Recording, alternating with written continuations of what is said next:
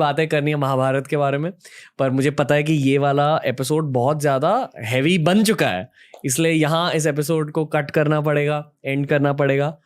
एक आखिरी सवाल है आपके लिए, लेगेसी ऑफ महाभारत क्या है? यानी कि आज के ज़माने में 2022 में हम महाभारत की इतनी सारी बातें कर रहे हैं, ब्रेक डाउन कर रहे हैं, ये कुछ 5000 साल पहले हुआ था, तो ये लेगेसी इतनी देर तक जिंदा रही है इंटरनेट के बिना, इलेक्ट्रिसिटी के बिना, एट्सेट्रा एट्सेट्रा। और अब इंटरनेट इलेक्ट्रिसिटी के आने के बाद पॉडकास्टर्स बात कर रहे हैं हाई लेवल कैमरा गियर के साथ, माइक्स के साथ। मतलब क्या है लेगेसी? क्या ये कलयुग का एक मैनुअल है आपके अनुसार? क्या ये योगा का एक मैनुअल है? क्या भगवत गीता सिर्फ है एक महाभारत की लेगेसी? गिवन दैट हम अभी भी बात कर रहे हैं महाभारत का, तो पूरा महाभारत ही मैनुअल है ना। जो आपने प्रश्न से शुरुआत की थी कि महाभारत क्या है, और मैंने कहा था इतिहास है। इतिहास क्या है? हमें हमारे जो चतुर्विध पुरुषार्थ है, धर्म अर्थ काम मोक्ष, वो कैसे जिए वो बताता है। अच्छा, अब हम अलग अलग युगों की बात करते हैं, पर आज भी जितने कैरेक्टर्स हैं हम उनसे रिलेट कर पाते हैं।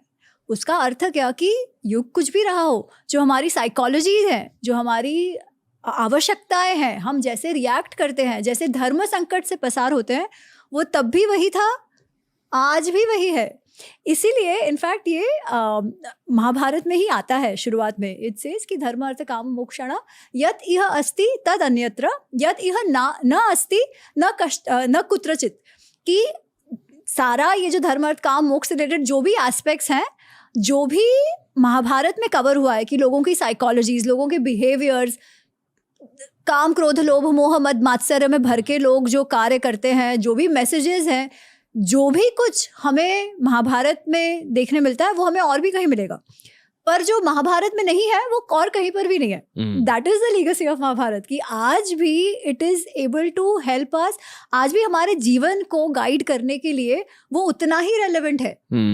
उसके मैसेजेस आज भी हमारे जीवन में अगर हम उतार पाए तो, और भगवत गीता तो ऑफकोर्स है, बट भगवत गीता का जो मैसेज है वो एक्चुअली महाभारत के द्वारा we see it in practice, या अगर वो ना करो तो क्या होता है, दोनों तरीके से। तो भगवत गीता तो है ही, बट ओवरऑल पूरा महाभारत ही वो लेगेसी है। पॉडकास्टिंग से मैंने ये सीखा है कि बहुत सारे लोग अटेम्प्ट करेंगे महाभारत को फिर से बताने के लिए, रीटेलिंग करने के लिए। आई होप कि एक दिन एक बहुत बढ़िया रीटेलिंग हो, Game of Thrones style, modern, पर उस दिन के लिए काफी ज्यादा समय बचा, और तब तक सिर्फ पॉडकास्ट से लोग शायद महाभारत के बारे में सीख सकेंगे।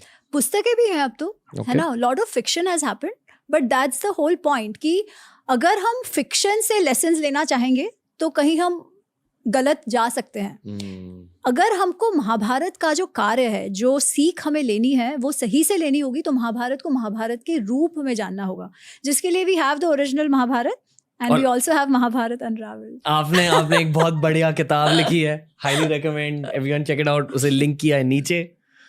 अमी गनात्रा, एक और बढ़िया पॉडकास्ट के लिए धन्यवाद। बहुत बहुत आभार। जय श्री कृष्ण। जय श्री कृष्ण। ये था हमारा कृष्णा स्पेशल, या हमारा महाभारत स्पेशल, या सिर्फ हमारा योगा स्पेशल, मुझे नहीं पता, क्योंकि 3 टॉपिक्स एक साथ कर लिए। थैंक यू दोस्तों, थैंक यू अमी गनात्रा। Thank you.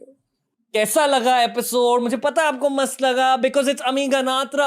हमें ये बताइए कि इस देवी के साथ आपको और किन टॉपिक्स के बारे में सीखना है, बताइए, कमेंट कीजिए नीचे।